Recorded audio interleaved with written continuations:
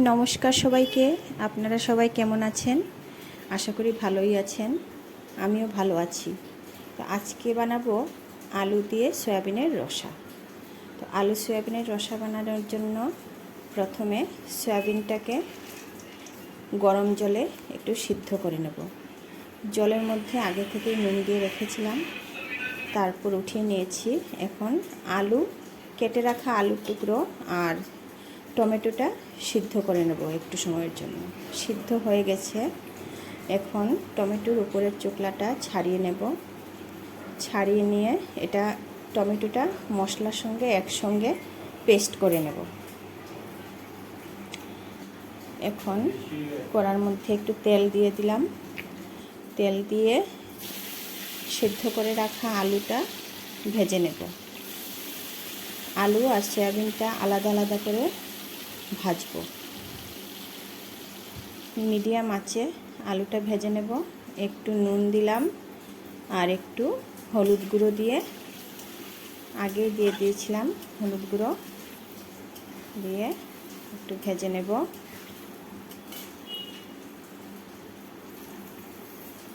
ভাজা হয়ে গেছে। এখন তেল থেকে উঠিয়ে নেব।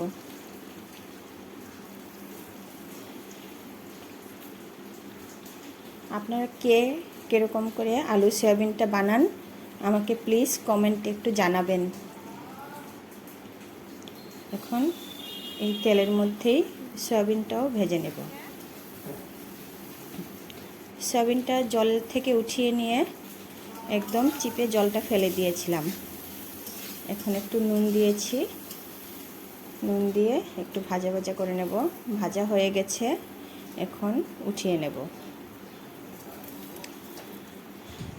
তারপর কড়ার মধ্যে একটু তেল দিয়ে দেব।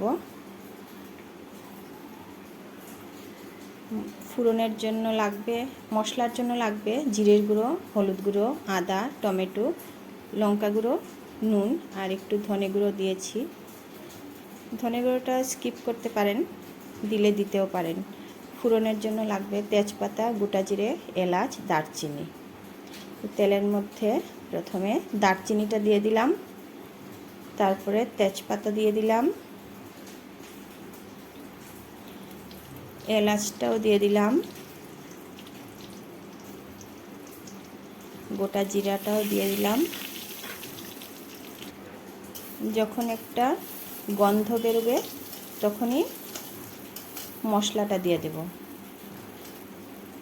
মশলাটা বেটে নিয়েছিলাম, তার মধ্যে টমেটো সিদ্ধটাও পেস্ট করে নিয়েছি। একসঙ্গে মিশিয়ে এটা ফোড়নে দিয়ে দিলাম। মশলাটা একটু ভাজা ভাজা করে নেব যতক্ষণ না পর্যন্ত তার থেকে তেল বেরোচ্ছে। মশলাটা ভাজতে থাকবো। দেখুন তেলটা বেরিয়ে বেরিয়ে আসছে। এখন তার মধ্যে ভেজে রাখা সয়াবিন আর আলু তার মধ্যে একসঙ্গে দিয়ে দেব। দিয়ে ভালো করে একটু নাড়াচাড়া করে তারপর একটু সময়ের জন্য ঢেকে রাখব।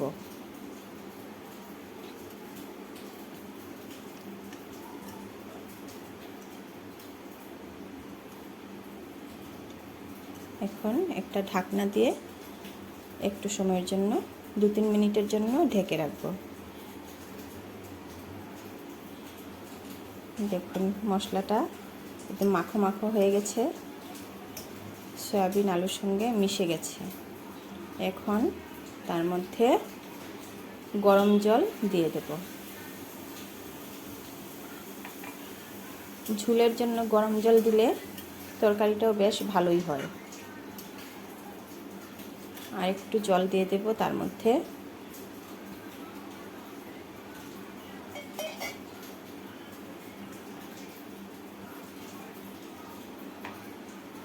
দিয়ে নাড়াচাড়া করে একটু সময়ের জন্য আবার ঢাকা দিয়ে রাখব।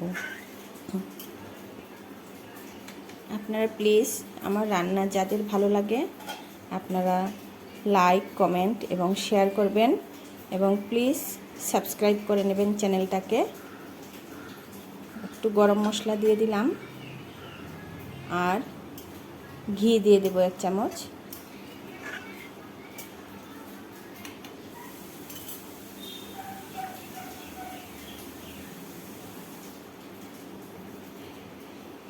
ঘিটা দিয়ে দিলাম,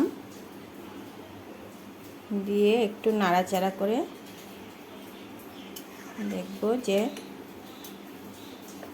এটা হয়ে আসছে। এখন নামিয়ে ফেলবো। কেমন হয়েছে দেখুন। আপনারা সবাই ভালো থাকবেন, সুস্থ থাকবেন।